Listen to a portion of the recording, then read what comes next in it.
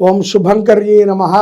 నిఖిల శ్రేయోదాయిని సర్వకార్య సిద్ధిప్రద పరబ్రహ్మస్వరూపిణి శుభంకరీ నమోస్తుతే.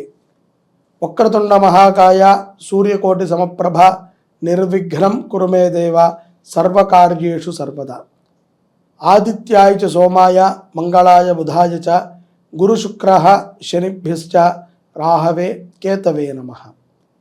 గురు బ్రహ్మ గురుర్విష్ణు గురుర్దేవో మహేశ్వర గురు సాక్షాత్ పరబ్రహ్మ తస్మై శ్రీ గురవే నమః. అస్మత్ శ్రీ గురుచరణారవిందాభ్యాం నమః. శ్రీ శ్రీ శ్రీ గణపతి సచ్చిదానంద సద్గురుభ్యో నమో నమః. మిథున రాశి జాతకులకి ఈ మాఘ పౌర్ణమి తర్వాత గ్రహ సంచార ప్రభావము అత్యంత విశేషముగా ఉన్నది అనే మనం అనుకోవాలి. ఎందుకంటే కొత్త ఆశయాలతో జీవనము ముందుకు సాగుతూ ఉంటుంది. విదేశీ ప్రయాణాలు కూడా మిథున రాశి జాతకులకి కలిసి వచ్చేటువంటి మార్గంగా గోచరిస్తోంది. అలాగే వీళ్ళు కొంత జంతు ప్రేమికులు అయిపోతారు. సడన్గా మాంసాలని భక్షించేటువంటి వారు కూడా ఇక మాంసాహారాన్ని వదిలిపెట్టడము, పశుపక్షాదుల యందు ప్రేమని చాటటములో మిథున రాశి జాతకులు కొంత ఆసక్తిని చూపుతూ ఉంటారు. ఆధ్యాత్మికమైనటువంటి జీవన విధానము కూడా వీరి యొక్క జీవితంలో ప్రారంభమవుతుంది. నూతన జీవన భాగస్వాములను కూడా వీరు వెతుక్కుంటం జరుగుతుంది. ప్రేమ వ్యవహారాల యందు ఆనుకూలమైనటువంటి ఫలితాలు వీరికి గోచరిస్తూ ఉన్నాయి. స్నేహితులతో కలిసి కొంత దూర ప్రదేశాలకి కూడా సందర్శనకో విశ్రాంతి కోసమనో వెళ్ళటాన్ని మనం ఈ ఫిబ్రవరి మాసంలో మిథున రాశి జాతకుల్లో చూడవచ్చు. ఇంటా బయట కూడా కొంతమంది చిదానందంగా ఉంటారు. ముఖ్యంగా ఈ యొక్క వ్యాపారవేత్తలు ఎవరైతే ఉంటారో అత్యాశకి పోకపోతే కనుక విశేషమైనటువంటి ఫలితాలని వ్యాపారస్తులు పొందగలుగుతారు. ఉద్యోగస్తులు కూడా స్థిరమైనటువంటి ఉద్యోగ ప్రయత్నములతో వారి యొక్క జీవనము కూడా చాలా పటిష్టముగా సాగుతుంది అనే మనం అనుకోవచ్చు. విదేశాలలో ఉన్నటువంటి మిథున రాశి జాతకులు కొంత తర్జన భర్జన అవుతూ ఉంటారు.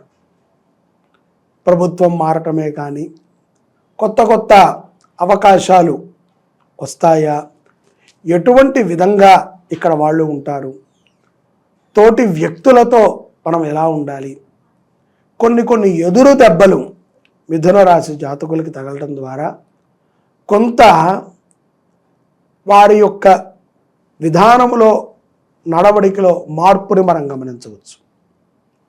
దానికి మీరు ధైర్యంగా ఉంటూ తెలివిగా వ్యవహరిస్తూ ఎక్కడా కూడా ఏది మనకి అభద్రతా భావన అక్కర్లేదు.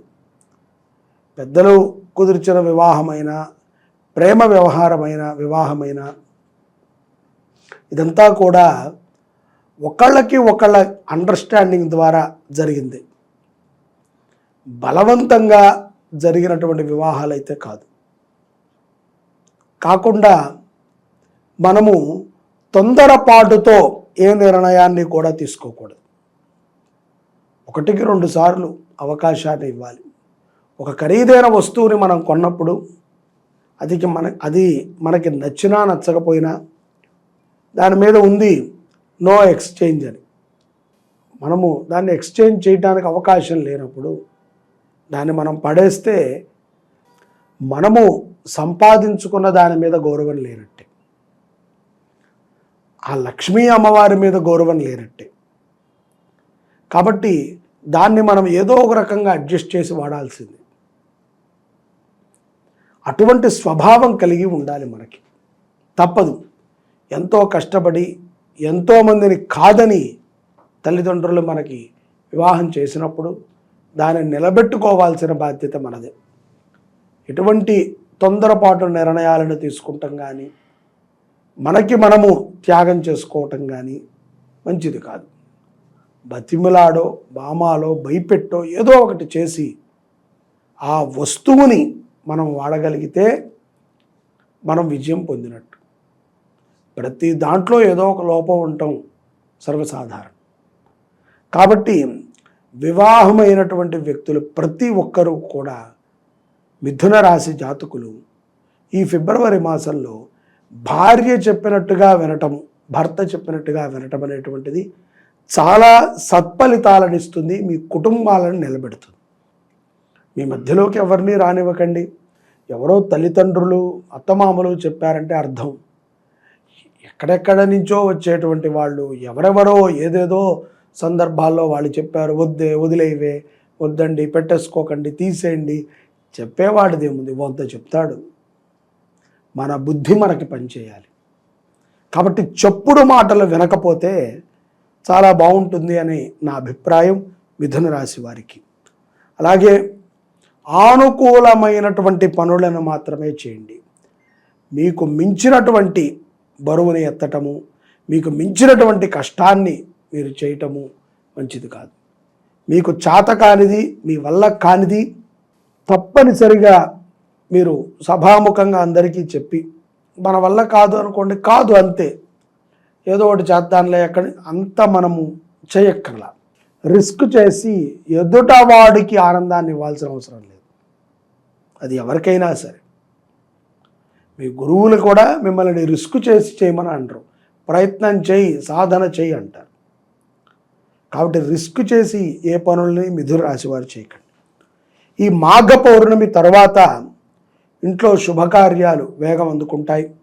వివాహం కానటువంటి స్త్రీ పురుషులకి మిథున రాశి వారికి వివాహాది శుభకార్యాలు అవుతాయి.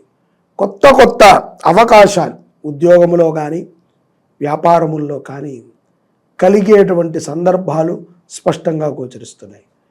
ప్రమోషన్ లేదా ఉద్యోగంలో జీతం పెరగటం ఏదో ఒకటి ఈ మాఘ పౌర్ణమి తర్వాత మిథున రాశి జాతకుల్లో మనం చూడవచ్చు.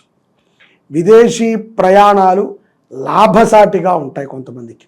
కాబట్టి చాలామంది అనుకుంటాం విదేశాలకు వెళ్తే బాగుంటుంది, అక్కడ సంపాదిస్తే బాగుంటుంది, అక్కడ ఉంటే బాగుంటుంది. యథార్థమే.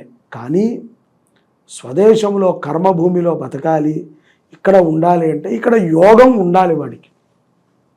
సంపాదించుకుంటాం వరకే అక్కడికి వెళ్ళి సంపాదించుకుని వస్తే చాలు. వాడు అక్కడికి వెళ్ళాక వాడి ఆలోచన మారుతూ ఉంటుంది.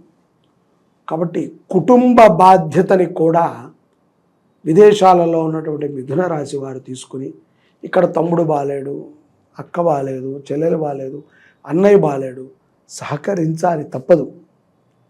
ఇంతమంది ఆపేక్షిస్తే, ఇంతమంది కోరితే మీరు వెళ్ళగలిగారు. మీ అంతటా మీరు ఫ్లైట్ మాత్రమే ఎక్కగలిగారు.